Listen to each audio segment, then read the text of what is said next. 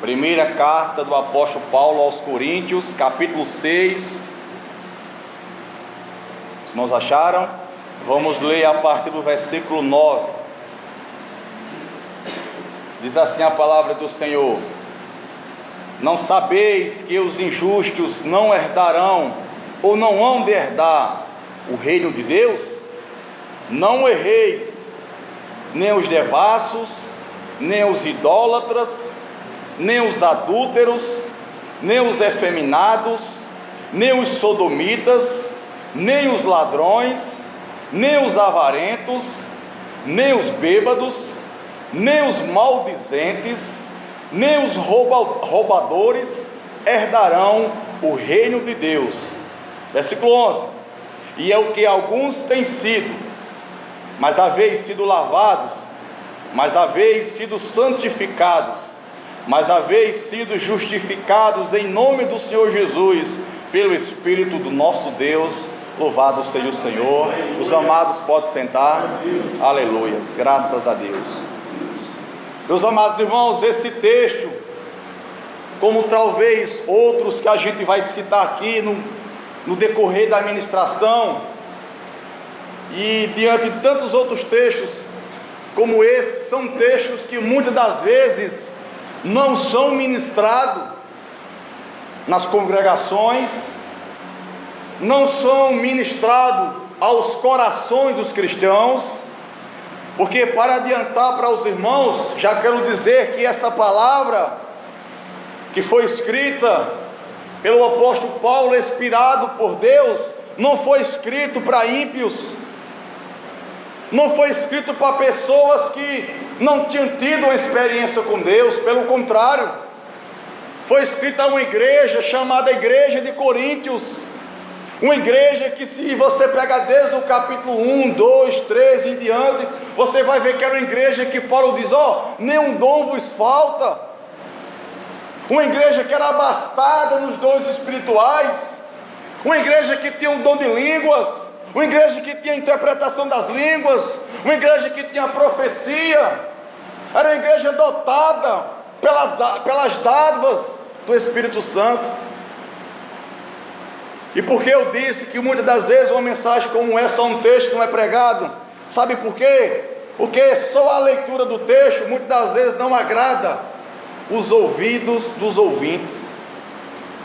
Eu confesso por experiência própria que eu passei quase 10 anos em uma denominação, nunca vi uma ministração em cima desse texto, nunca vi uma ministração em cima de outro trecho que eu vou citar aqui no decorrer de Apocalipse, nunca vi. Mas não está nas Escrituras? Está nas Escrituras. Mas por que não é mais ministrado? Porque muitos pastores e líderes não têm se preocupado em pregar a toda a palavra. Como o apóstolo Paulo, ele disse que ele não se cansou de entregar todo o conselho de Deus.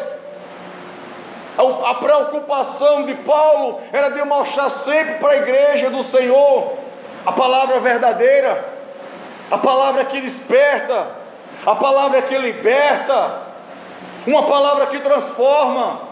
Porque eu, você, nós precisamos em alguma área da nossa vida de sermos libertos. Nós sempre temos algumas áreas da nossa vida cristã que ainda são vulneráveis a pecados, vulneráveis a falhas, ou não? Sim, e nós somos cientes disso. Nós somos cientes. Eu não sei se algum desses que foram citados aqui se enquadra em alguma das nossas vidas, que essas falhas que Paulo cita só foi algumas, porque existem muitas.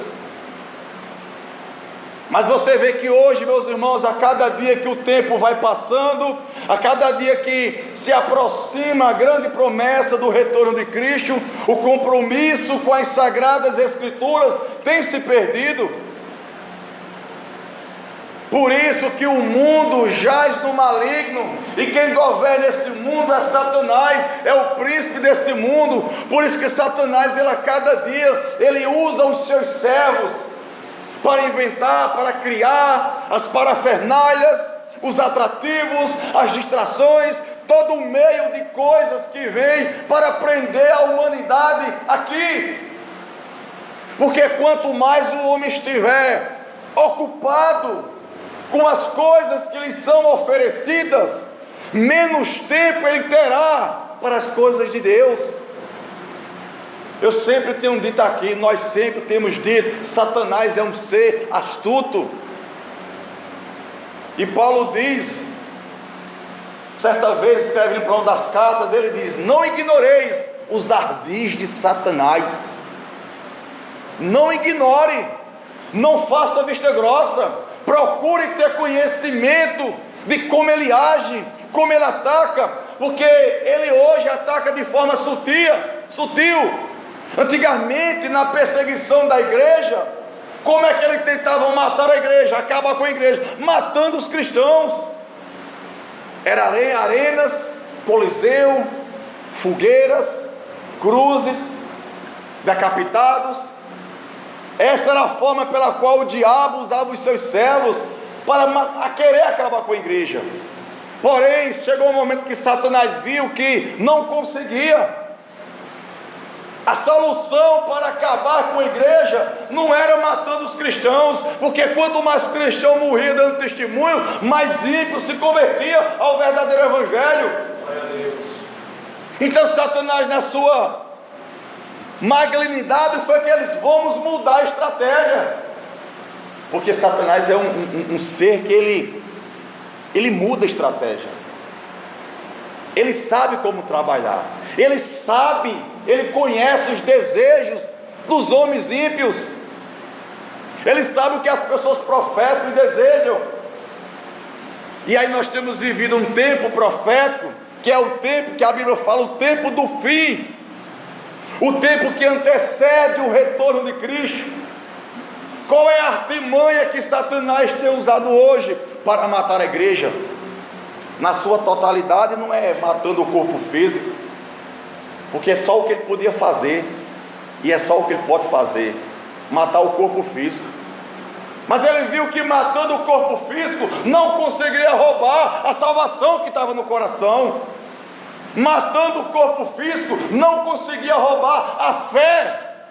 Como Paulo disse: combati o bom combate, acabei a carreira, eu fui atribulado, eu passei noites sem dormir, em fome, em jejuns, entre férias, entre falsos obreiros, fui apedrejado, fui chicotado, mas eu guardei a fé.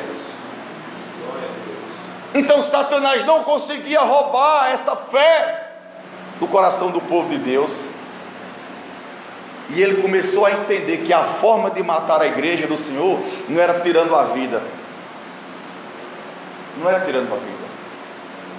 E hoje, quando nós olhamos para o panorama que o mundo se encontra, quando nós olhamos para o panorama que as igrejas evangélicas se encontram, nós temos visto o quanto Satanás ele tem conseguido realmente hoje matar o povo de Deus.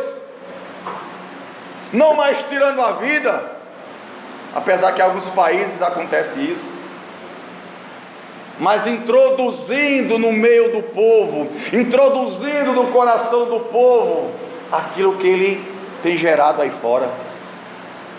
Por isso, meus amados irmãos, que muitas das vezes no nosso coração falta fé, porque mesmo nas dificuldades nós não temos conseguido guardar a fé que Paulo disse que guardou. Nós temos guardado muitas coisas. A Bíblia diz: guarda o teu coração, porque deles são as saídas da vida. Guarda o teu coração, guarda a tua palavra no teu coração. Satanás tem conseguido entrar. Antes ele não conseguia entrar no coração do povo de Deus, ele não conseguia roubar a palavra do coração do povo de Deus. Ele matava a vida, mas não tirava a esperança de vida eterna. Mas hoje ele tem tirado, por quê? Porque toda a parafernália, tudo que ele tem inventado usando homens ímpios, malignos, isso tem conseguido entrar no coração do povo. Porque o alvo de Satanás, irmão, não é quem está na droga, não é quem está na prostituição, não é quem está na bebida, porque esses já estão na vontade dele.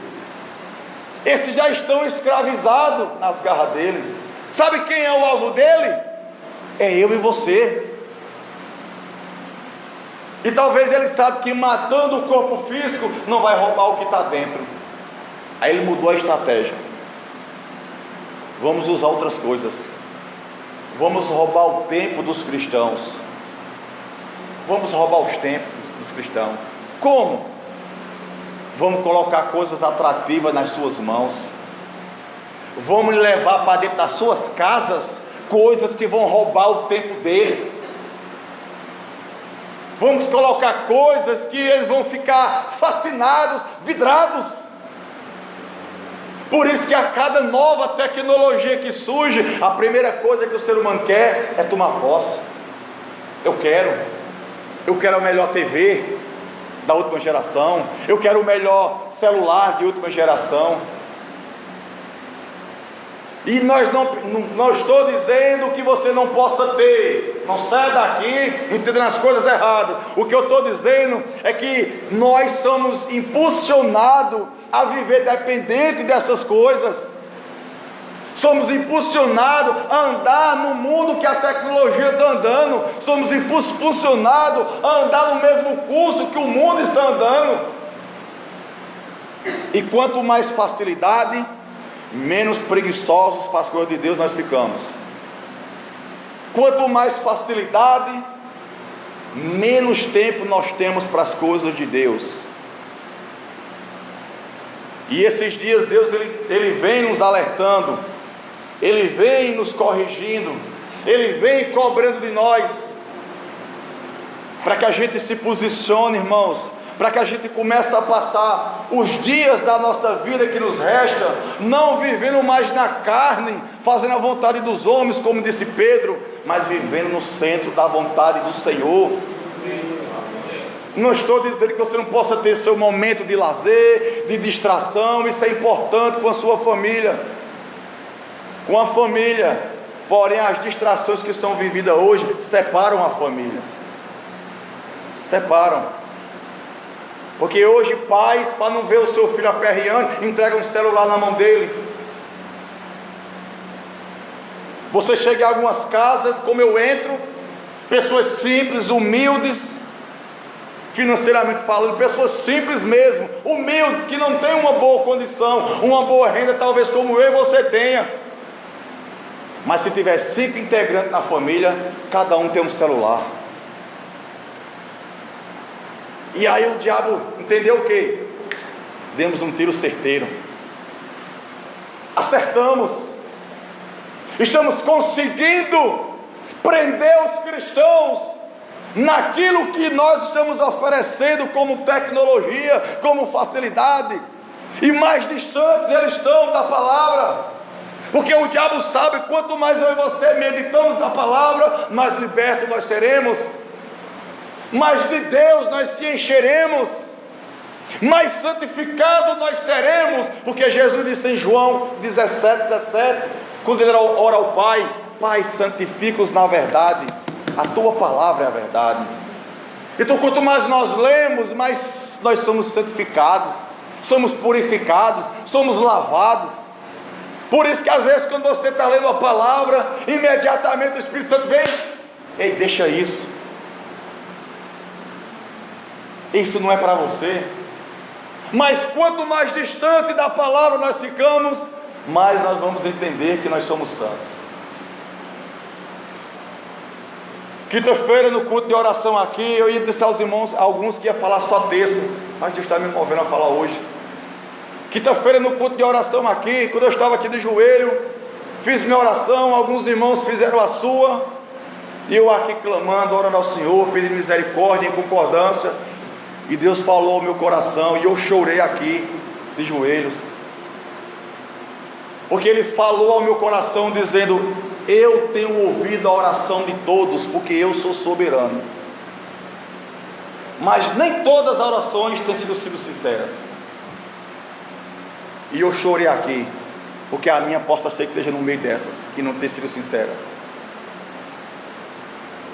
E nós temos que ver, meus irmãos, que às vezes quando é para nós orarmos, é uma luta, é uma peleja. Quando é para a gente se juntar no culto de oração, é uma batalha para orar. Por quê? Você acha que é porque sempre você não quer? Ou porque Satanás não quer que você ore? Satanás não quer que você abra a sua boca. Eu não estou dizendo que você, porque não falou em voz audível, você não fez sua oração. Eu não estou dizendo isso. Eu estou dizendo que quando é um culto para que a igreja possa participar, e nós sim ficamos inibidos a não participar, nós estamos sendo vencidos pelo diabo. Porque ele não quer que você abra a sua boca, não. Ele quer que você tenha vergonha. Ele quer que você tenha timidez. Ele não quer que você abra a boca publicamente para confessar a Cristo como Senhor e Salvador. Ele não quer que você ore pela igreja em voz audível. Ele não quer. Isso é vergonhoso para muitos. Isso é vergonhoso. Mas quando é para muitas das vezes nós falarmos palavras torpes e ferir a santidade de Deus, a gente não sente vergonha. A gente não sente. Para ficar preso em tantos instrumentos que o diabo tem usado para nos prender, a gente não sente vergonha. Meus irmãos, Deus ele vai e tem e vai continuar falando muito conosco acerca dessas coisas. Como eu já disse, talvez essa mensagem era que você não queria ouvir. Talvez você não subiu aqui querendo ouvir ela, mas é ela que você precisa ouvir. Porque foi essa palavra que, orando ao Senhor hoje, Deus colocou no meu coração, para que a gente possa ter uma tomada de posição, igreja. Porque o pecado, como o Senhor disse a Caim, está na porta do coração. Cabe a você dominar. O pecado que tão de perto nos rodeia, diz a palavra. Nós temos que ter uma postura.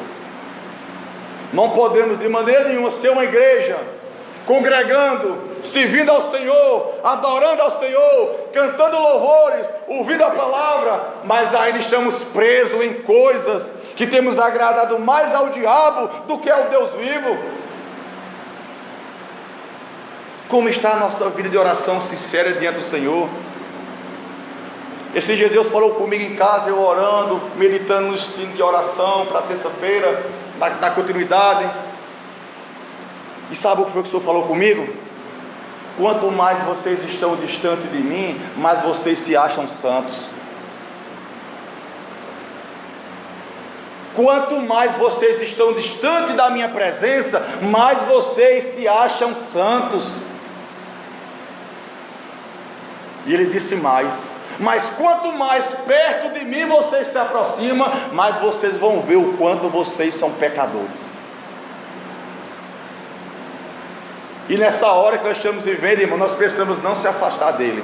Porque ele é quem nos convence do pecado, da justiça e do juízo. É ele que nos faz entender o quão vil muitas das vezes nós temos sido.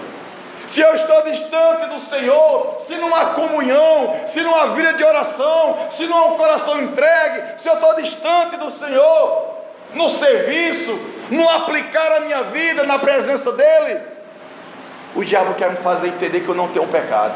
Eu estou santo porque eu vou para o culto todos os cultos. Eu sou santo. Eu sou santo porque eu não adulterei como fulano adulterou, porque eu não roubei como fulano roubou. E aí às vezes a gente quer se santificar em cima dos erros dos outros, não sabendo nós que às vezes dentro de nós há erros, há coisas a serem ajustadas. E o Senhor quer que a gente se aproxime dele, igreja, porque só assim, próximo da santidade dele, a sua santidade mostrará a impureza que está em nós. A santidade dele revelará a mim o quanto eu estou sujo, o quanto eu sou impuro. E ele mostra para quê? Para me condenar? Não, para que haja da minha parte um arrependimento sincero, um clamor por perdão, por misericórdia. Pode prestar atenção, quando você está tendo uma vida de oração ativa, uma vida de jejum ativa, uma vida de meditação na palavra ativa, diariamente, dia após dia, Deus vai começar a mostrar a você pecados que está aí. Rapaz, isso aqui não agrada a Deus não. Rapaz, eu estou fazendo isso aqui não glorifica o Senhor não. O Espírito de Deus vai testificar no teu espírito. Sabe por quê? Porque você se aproximou da santidade do Senhor, você se aproximou da justiça perfeita dele, e ele te revelará aonde está o pecado, ele te revelará o que precisa ser ajustado. Mas quando nós estamos longe da palavra, longe de uma vida de jejum, longe de uma vida de oração, nós se achamos santos demais. Eu sou cristão, sou crente, vou para o culto, glória a Deus. E às vezes Satanás está se andando com a nossa vida, estamos sendo derrotados, não conseguimos ter uma vida ativa de oração, de jejum, de meditação na palavra, porque isso é pesado para nós. Dissemos aqui, sempre dizemos, a única forma de eu e você falar com Deus é através da oração, é a única forma. Por isso que Satanás tem pelejado tanto para que eu e você não vivam uma vida de oração, porque é a única forma que você tem de falar com Deus, é a única forma que nós temos de se expressar diante de Deus. Se alegramos com os momentos dessa terra, é bom, mas quando a gente se aproxima da palavra, o nosso coração se entristece. Sabe por quê? Porque o Espírito Santo nos faz entender. Somos mentirosos às vezes, somos ingratos às vezes, somos blasfemos às vezes, maldizentes. Sempre vai ter algo em nós, sempre, que precisa ser corrigido. Sempre há pecados na nossa vida que precisam ser deixados, e eles só vão ser deixados, só vão ser vencidos se eu e você se aproximar ao máximo a cada dia da presença de Deus. Lembra da experiência de Isaías no capítulo 6? Isaías no capítulo 5 ele começa a professar palavra de juízo para os outros, ai disso, ai daquilo. No capítulo 6, quando ele entra no templo e ele começa a presenciar em uma visão a glória de Deus, a Shekinah, o mover de Deus, os querubins ali, todo um agir sobrenatural do céu, a Bíblia diz que eles, ai de mim, que vou perecendo, porque os meus olhos viram o Senhor. A aproximação de Isaías de Deus, a presença de Deus convenceu Isaías de quem ele era. A presença de Deus convenceu a Isaías que ele era pecador, que ele era um homem de lábios impuros, que ele tinha uma dificuldade.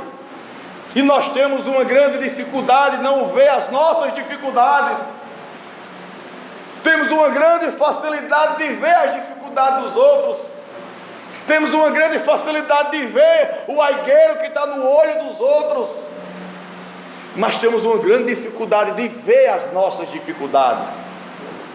Você, para se ver a sua estrutura física, o seu rosto, a sua roupa, se o seu cabelo está bem penteado, você se coloca diante do espelho. Eu creio que todos aqui, antes de vir, se colocaram diante do espelho.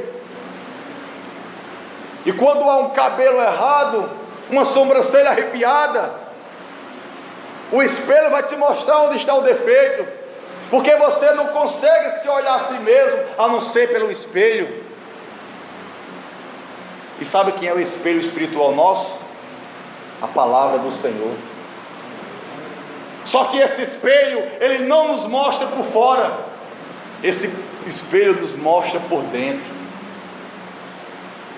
Por isso que nós temos que estar constantemente diante desse espelho, lendo, meditando, orando, chorando em cima da palavra. Senhor, está aqui, o Senhor mostrou, há pecados no meu coração, a minha mente está perturbada, às vezes passa sentimentos, pensamentos que não te glorificam. O espelho da palavra vai te mostrar, não para te condenar, mas para te corrigir, para te libertar, para te restaurar, para que você não perca o bem maior, que é a presença do Senhor.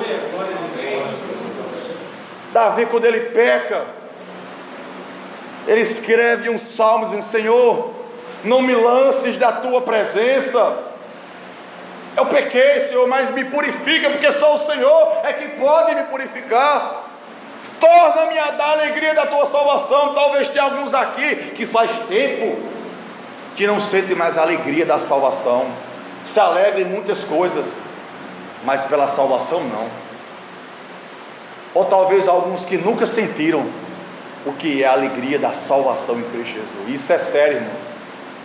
Isso é sério. Nós precisamos entender que ser cristão não é estar dentro de um ambiente cristão apenas, não é andar com roupa de cristão apenas. Não, essas coisas são essenciais, fazem parte, mas isso não é o suficiente. Isso não é tudo. É a nossa vida com Deus. Como eu ouvi uma mensagem de Leonardo Ravenhill, ele dizendo: diga o quanto você ora, e eu digo o quanto você tem de Deus. Diga o quanto você gasta tempo com Ele, orando, lendo a palavra, e eu vou dizer o quanto você tem de Deus na tua vida. Porque nós estamos cheios de coisas dessa terra, porque passamos mais tempo com as coisas da terra, porque temos facilidade, irmãos, de aprender a manusear as coisas da terra, porque nós se dedicamos a isso. Mas às vezes o manejo da palavra, manusear a palavra, conhecer a palavra, crescer sobre a palavra, crescer pela palavra, às vezes a gente estamos pobres, às vezes estamos sendo obreiros não aprovados, mas sim reprovados diante do Senhor. Como é que Paulo, com uma igreja cheia de dons, cheia de experiência, uma igreja avivada, uma igreja que os cultos, quando acontecia, tinha salmos, tinha doutrina, tinha revelação, tinha línguas, tinha interpretação, tinha profecia. Aí Paulo vem agora no capítulo 6 e diz: mas vós, no versículo 9, não erreis, não sabeis que os injustos não herdar o reino de Deus? Porque Paulo começa iniciando com uma pergunta, porque era o que aquela igreja estava sendo, uma igreja injusta, uma igreja que não estava priorizando o reino de Deus, uma igreja que estava priorizando os desejos da carne, as obras da carne. E Paulo fala também em Gálatas, que todos aqueles que amam e praticam as obras da carne, não entrará no reino de Deus. Isso é sério, irmãos. E pegue lá o capítulo 5 de Gálatas, você vai ver quais são as obras da carne. Eu creio, quando eu e você ler, nós vamos enquadrar em alguma delas. Epa, aqui diz que a mentira é uma obra da carne.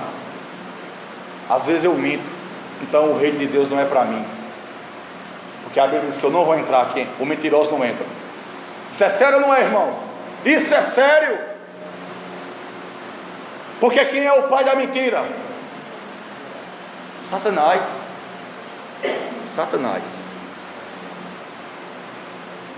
No versículo 10 ele diz: não erreis. Vocês só erram se vocês quiserem. Eu tenho ensinado a boa palavra do Senhor, não tenho deixado de anunciar todo o conselho de Deus. Eu tenho ensinado a doutrina, Coríntios. Eu tenho mostrado o caminho, porque vocês estão errando. Não erreis. Aí ele começa a dar uma lista: nem os devassos, nem os idólatras. Eu não vou me ater a falar de cada um deles não, porque está bem claro. Nem os devassos, nem os idólatras, nem os adúlteros, nem os efeminados, nem os sodomitas, nem os ladrões, nem os avarentos, nem os bêbados, nem os maldizentes, nem os roubadores herdarão o reino de Deus. Isso é sério, não é, igreja?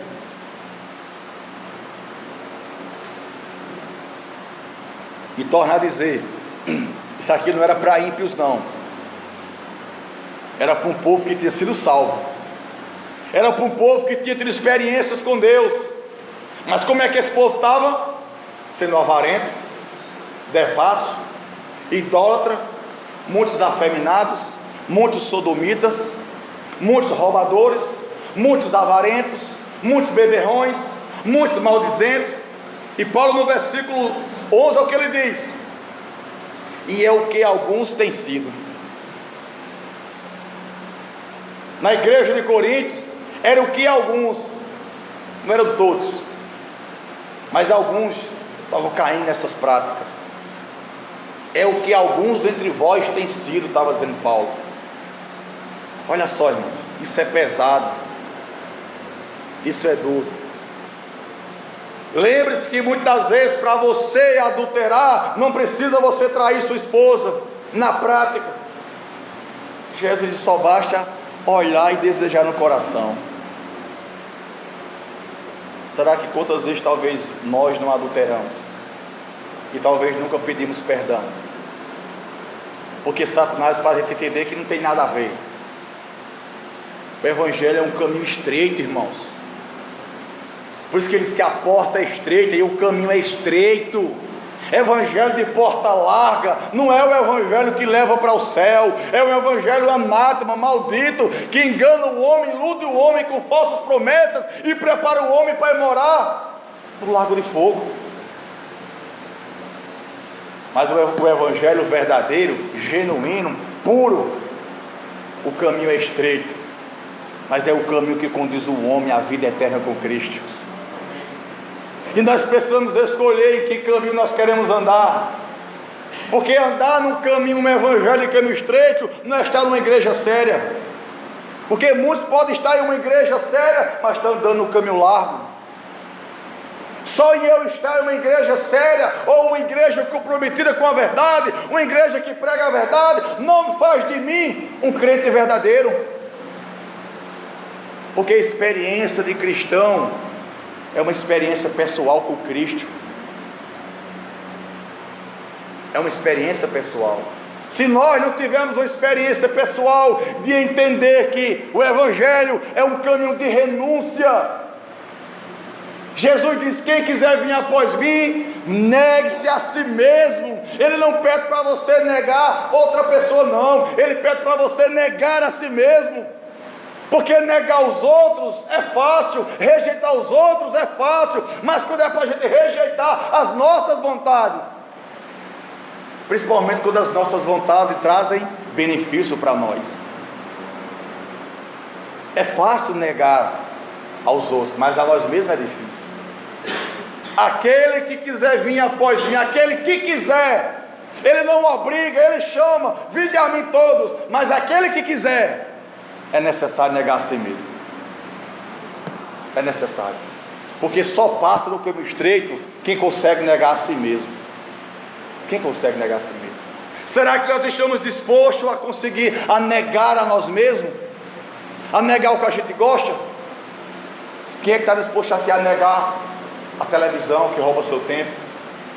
Quem é que está disposto aqui de nós a negar o celular com redes sociais que rouba tanto o nosso tempo? Quem é que está disposto? Estamos dispostos a negar essas coisas para poder ter mais de Deus? Ou queremos Deus, mas também queremos essas coisas?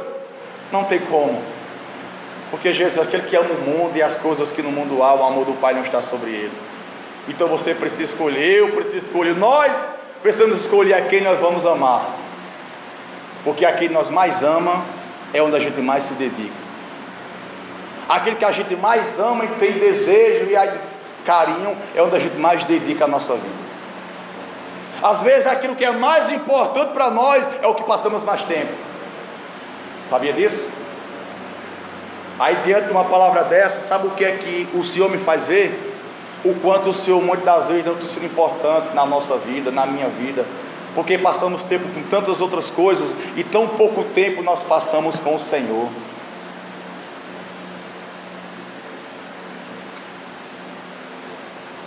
Está aqui uma série de pecados, uma série de fragilidades, uma quantidade de dificuldades que havia no meio do povo de Deus. E Paulo diz, vocês têm sido, alguns de vocês têm vivido essa experiência, mas ele traz à memória à igreja algo que já tinha acontecido sobre aquele povo, quando no versículo 11, depois da vírgula, ele diz assim,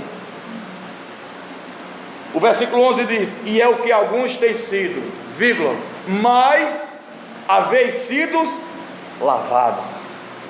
Ou seja, Paulo traz à memória daquela igreja que eles precisam entender que eles já foram lavados dos seus antigos pecados, que a palavra, que é como água que lava e tira toda a sujeira do coração do homem, já tinha vindo sobre a vida deles.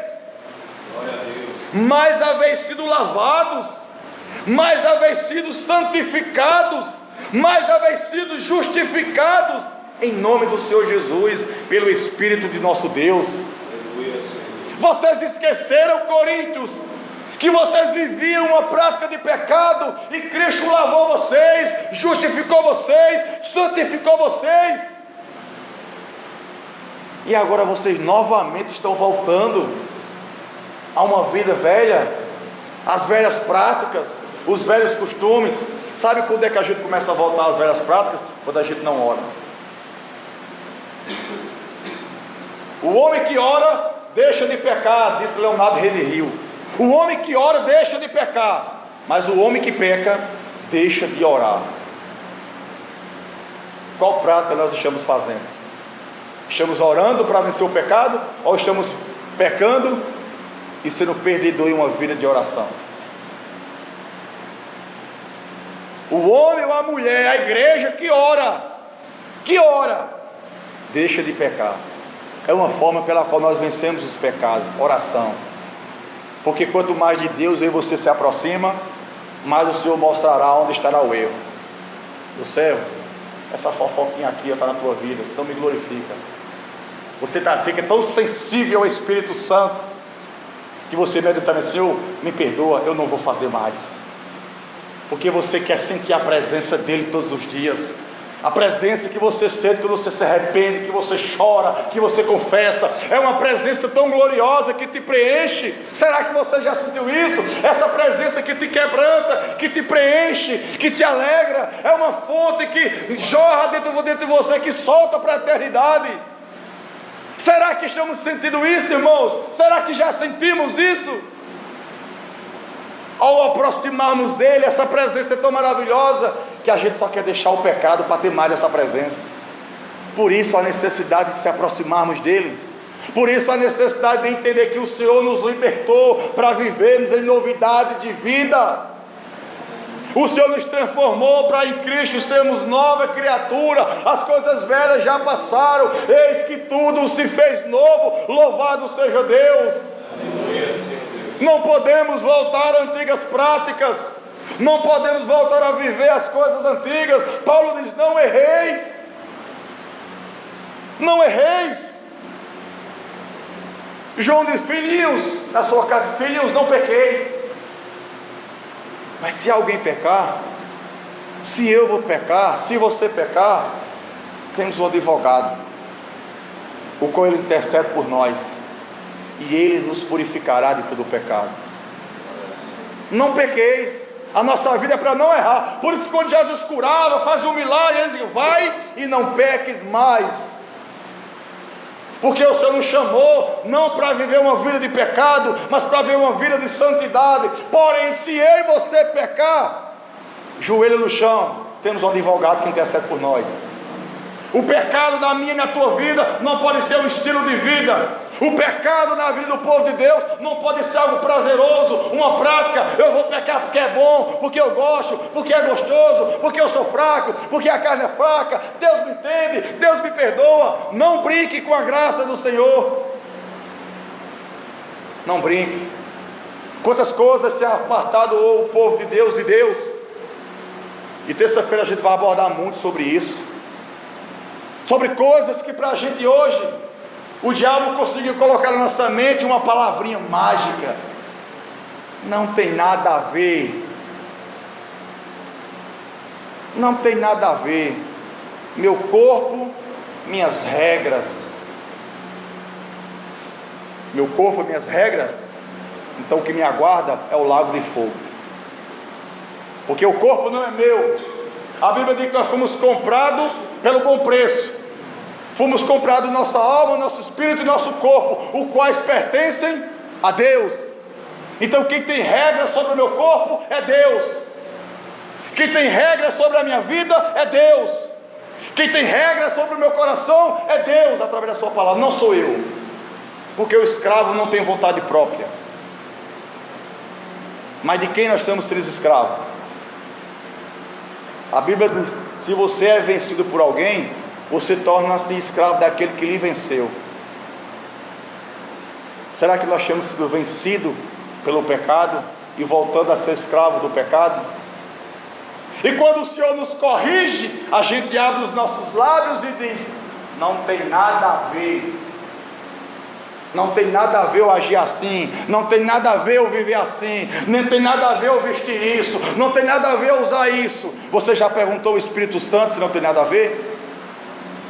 Os irmãos sabem que a gente aqui não bate em tecla de uso e costume, de estar ditando regra, o que pode e o que não pode, porque o povo de Deus já deveria ser sábio o suficiente para saber o que agrada e o que não agrada a Deus. Mas a cada dia que passa, irmão, nós estamos mais parecendo com o mundo e menos parecendo com Cristo, no caráter, nas atitudes, nas palavras, nos pensamentos, no agir, no proceder, nas vestes. Estamos deixando de viver uma cultura cristã bíblica para viver uma cultura mundana ímpia. Gostamos das coisas que os ímpios gostam, amamos as coisas que os ímpios amam, se alegramos com as coisas que o mundo se alegra, torcemos pelas coisas que o mundo torce, ficamos felizes com as alegrias que o mundo oferece, enquanto diante de Deus estamos tristes. Onde a Bíblia diz num salmo que grandes coisas tem feito o Senhor por nós, por isso estamos alegres.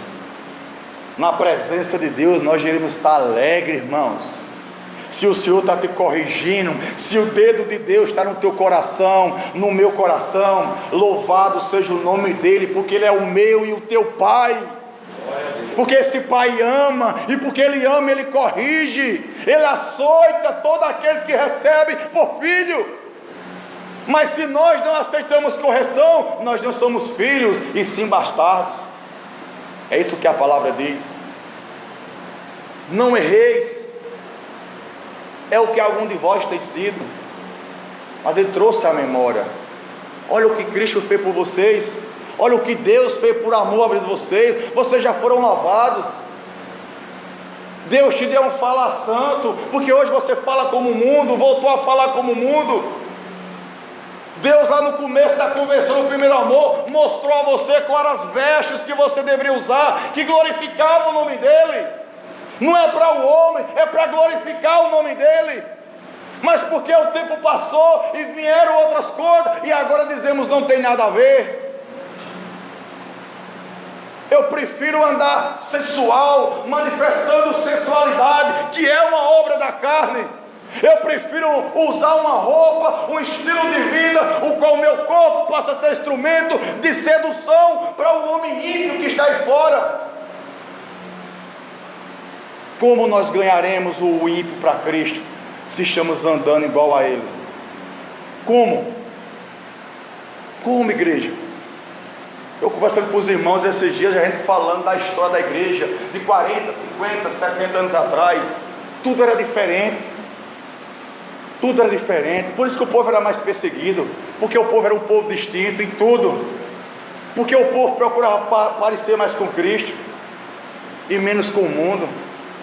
E aquele povo incomodava as trevas, porque quando somos luz, nós incomodamos as trevas. Mas às vezes nós dissemos que somos luz, mas na verdade estamos nas trevas. O Senhor Jesus disse em Lucas: se teu olho for bom, a candeia do corpo é o olho, se os teus olhos forem bons, todo o teu corpo terá luz. Mas se teus olhos forem mais, todo o teu corpo estará em trevas. E uma área pela qual Satanás consegue manipular a vida de muitos é através da visão, do que a gente vê, do que a gente assiste, porque o que a gente vê entra para o nosso consciente, o que a gente vê cria essa imagem dentro de nós. Por isso que às vezes você assiste algumas coisas e de noite você, quando dorme, até sonha. Nós precisamos pedir ao Senhor uma visão do céu. Senhor, eu quero andar nesse mundo corrupto, mas incorruptível, sem se corromper, sem se contaminar. Eu quero viver em um mundo sujo, mas ter as minhas vestes alvas pelo sangue do Cordeiro, porque é isso que vai nos garantir, irmãos, entrada nas mansões celestiais. Se você for abrir Apocalipse capítulo 20, capítulo 21, e esse é um texto que eu queria citar, que é muito forte. Apocalipse 22, versículo 15. Olha o que João diz: ficarão de fora. De fora da onde, igreja? Da Jerusalém celestial. Ficarão de fora. Meu irmão, isso é sério demais, isso é muito sério, igreja. Ficarão de fora. João diz que a salvação, nós entendemos que a palavra mostra que é para todos. Jesus veio para todos, Ele morreu para todos e por todos. Mas agora João diz que há possibilidade de pessoas ficarem de fora, que foi a mesma coisa que Paulo falou em Coríntios 6, em Gálatas 5. Ficarão de fora os cães, os feiticeiros, os que se prostituem, os homicidas, os idólatras e qualquer que ama e pratica a mentira. Ficarão de fora. Se na minha vida particular, oculta aos olhos do homem, não de Deus, se na minha vida oculta aos olhos do homem existir alguma dessas práticas aqui, João está deixando bem claro pelo Espírito: ficará de fora. Quem quer ficar de fora? O feiticeiro não quer ficar de fora, mas da sua prática de feitiçaria vai ficar. O idólatra não quer ficar de fora, mas da sua prática vai ficar. O mentiroso não quer ficar de fora, mas da sua prática vai ficar. O prostituto, ele não quer ficar de fora, mas pela sua prática ele vai ficar. E por aí vai. E por aí vai. E quando eu falo de prostituição, não é apenas adultério, fornicação, uma vida sexual ilícita. Quando você abre uma rede social, lá está cheio de prostituição para você se prostituir. Está cheio de prostituição. Você abre o Instagram, o que mais tem é mulheres seminuas. Seminuas. Um bocado de carne expostas. Laços do diabo. Laços de Satanás. Para escravizar o povo de Deus. E muitos têm caído nesse laço. Guarde isso aqui, igreja. Precisamos guardar isso. Ficarão de fora. Se você voltar uma página antes, no capítulo 21, no versículo 8, João também diz: mas quanto aos tímidos, e aos incrédulos, e aos abomináveis, e aos homicidas, e aos fornicadores, e aos feiticeiros, e aos idólatras, e a todos os mentirosos, a sua parte será no lago de fogo, que arde como enxofre, o que é a segunda morte. Para esses que vivem nessa prática, é isso aqui que ela está guardado. É isso aqui. E isso aqui, fazendo uma ligação com o que Paulo pregou em Coríntios, não era uma palavra para ímpios, era uma palavra para o povo de Deus, que muitos tinham sido isso. Às vezes nós somos idólatras e não percebemos. Às vezes idolatramos o dinheiro, às vezes idolatramos bens materiais, às vezes idolatramos filhos, às vezes idolatramos roupas, às vezes idolatramos redes sociais, celular. Ficamos sem nada, só não podemos perder a rede social. Podemos passar um dia sem Jesus, mas sem redes sociais, isso é impossível para nós. Idolatria. Idolatria não é só quem se prostra diante de imagem, não, irmãos. Idolatria é tirar o lugar de Deus e colocar outra coisa. Idolatria é botar algo no lugar que deve ser do Senhor em primeiro lugar. Feiticeiros. Às vezes nós estamos permitindo feitiçaria entrar dentro da nossa casa, por programações, minisséries e filmes que assistimos, ou até mesmo desenhos. Precisamos vigiar, que lembre do começo eu disse: Satanás inverteu. Ele não quer mais matar o meu corpo físico, ele quer matar a fé, a esperança. Aí por isso que passamos um dia se enchendo de lixo tecnológico, de lixo das redes sociais, E quando vamos saber algo de Deus, não temos nada de Deus. Viemos para o culto vazio, saímos vazio, o culto foi ruim, Deus não falou comigo, a pregação não foi boa. Porque você entrou por essas portas como um crente carnal, não como um crente espiritual. Por isso que a palavra não foi boa. Porque a palavra de Deus é algo espiritual. E só quem digere ela, só quem discerne ela, só quem come ela, é quem é espiritual, irmãos. João disse: eu comi um livrinho e na minha boca era doce como mel, mas no meu ventre era amargo. Acho que aconteceu isso também com Jeremias, se eu não me engano, né? Às vezes a palavra é doce, irmãos, na nossa boca, mas no nosso interior ela é amarga. Sabe por quê? Porque o interior nosso é onde está a dificuldade, é no coração onde estão os problemas, é no nosso interior onde estão os sentimentos, as mágoas, as culpas, os pecados não confessados, e é lá onde o remédio, a palavra é o remédio que vai passar, se você deixar. Louvado seja Deus. Amém, irmãos? Amém. Então esses que amam essas coisas ficarão de fora, o que resta é o lago de fogo. Mas Paulo escreve para a igreja: lembra, vocês foram lavados, vocês foram santificados, vocês foram justificados pelo nome do Senhor Jesus Cristo. Louvado seja Deus. Glória a Deus. Não podemos deixar com que as práticas antigas façam parte da nossa vida. Lembre-se que você é um povo transformado, somos raça eleita, sacerdócio real, povo adquirido do Senhor, somos propriedade dele, irmão. Lembre que lá no local de trabalho onde você está, lá na escola, entre a vizinhança, no bairro, onde você estiver, você precisa ser distinto de todos que estão ali. Distinto no vestir, distinto no falar, distinto no proceder, as brincadeiras, as conversas, tudo precisa ser distinto, irmãos. Se eu estou na roda de colegas, as brincadeiras não glorificam a Deus, não me cabe estar ali, não me cabe, porque aquilo ali vai inibir um dia você falar do evangelho para essas pessoas. Isso é sério. Precisamos ser odiados pelo mundo, mas é melhor ser odiado pelo mundo e estar fazendo a vontade do nosso Pai amado, porque o nosso compromisso é com Ele. Imagine você, varão, nós varões, quando tomamos alguma atitude em meio aos ímpios, que isso leva uma manifestação de mau testemunho. O que os ímpios vão dizer?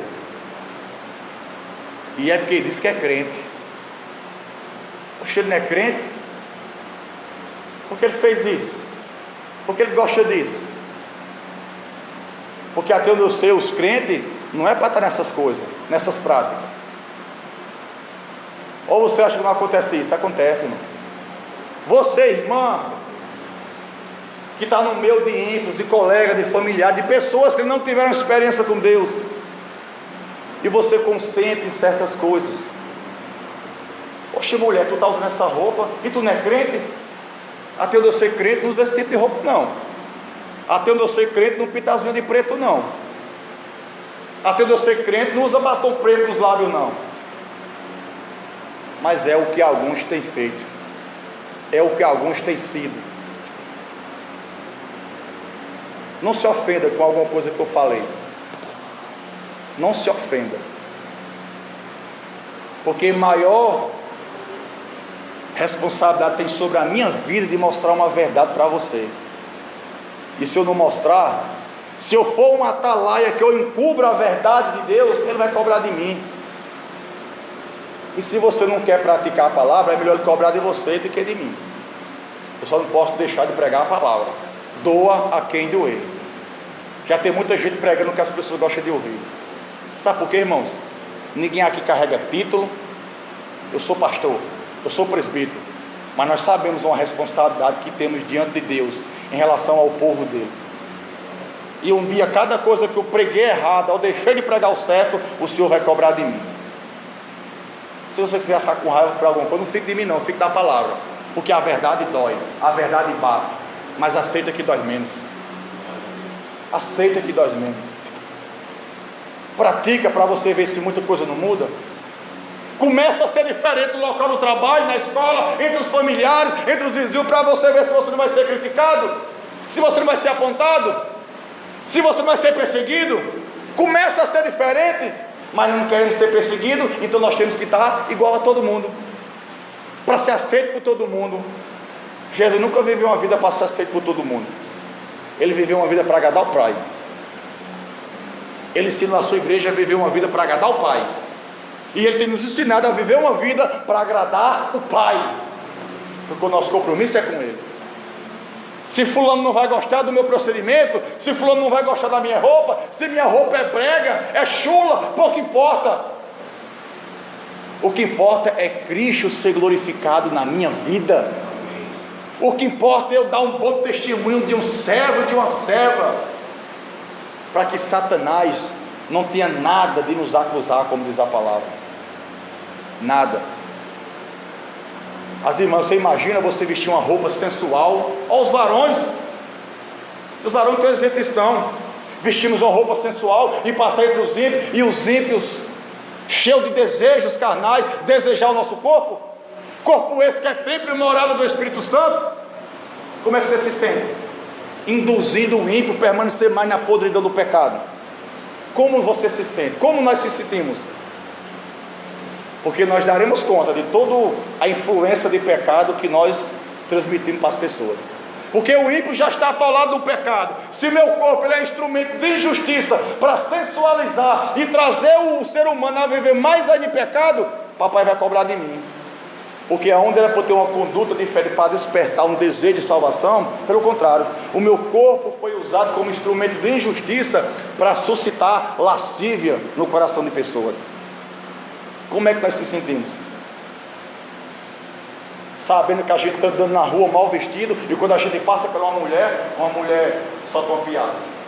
Que hoje assim, quando a gente passa mal vestido, um homem solta uma piada. Como é que você se sente? Você se acha? Se achamos o cara, o tal, estamos abafando? Ó Satanás que está montado nas nossas costas. Fica para você refletir isso aí. Eu estou procurando me policiar na minha vida, pedir misericórdia, que eu sou falho como qualquer um aqui. Ninguém aqui é perfeito, mas essa palavra ela é perfeita. E ela quer nos moldar e nos mudar para Deus ser glorificado. Amém? Deixar essas coisas que não agradam a Deus não nos atrapalhará com Deus, nos atrapalhará em uma vida com o mundo, mas com Deus não. Com Deus a gente vai estar alinhado com a vontade dele. Amém, meus irmãos? Amém. Que Deus possa continuar tendo misericórdia de nós, nos instruindo, e que possamos estar sempre submissos à palavra dele. Não, Senhor, eu preciso tomar uma posição, eu preciso mudar, eu preciso deixar algumas práticas, algumas coisas que estão pertinentes e presentes na minha vida, é necessário mudar, porque senão eu não vou avançar, eu não vou crescer, eu não vou enxergar o que Cristo quer que eu enxergue, eu não vou ouvir o que Deus quer que eu ouça. E quando esses dias eu comecei a aplicar o meu coração para isso, eu comecei a ouvir coisas que nunca eu tinha ouvido de Deus. Eu comecei a ficar sensível para ouvir o que fazia tempo que eu tinha ouvido de Deus. E uma das coisas que mais me martelou foi quando Deus disse: quanto mais distante vocês estão, mais santo vocês se acham. Está todo mundo bem, mas quanto mais perto se aproxima, a gente sente o peso de culpa, de falhas, de erros, de pecados que não foram confessados, de perdão que não foram liberados, de momentos que a gente poderia passar mais com Cristo, de momentos que nós poderíamos pegar nossa esposa, nosso esposo: ei, meu amor, vamos para ali para o cantinho orar, você está estressada, você está angustiada, está uma luta, vamos ali no cantinho, vamos dobrar o joelho, isso é espiritual, Deus vai dar uma bênção. Às vezes não fazemos isso, está uma luta no lar, os filhos, não pegamos nossos filhos, vem cá, dobra o joelho, aí ó, dobra o joelho, e põe as mãos sobre cada um, vamos orar, repreender qualquer mal. Esses dias eu vi um vídeo nas redes sociais, 2 irmãos trocando murro, brincando, tá o murro e machucou o outro. A mãe pegou, sabe o que? Botou os dois abraçados para ficar 1 hora agarrado. Você vai ficar 1 hora agarrado para aprender que vocês são irmãos. E eu estou doidinho para ver o lado que está trocando murro para fazer do mesmo jeito.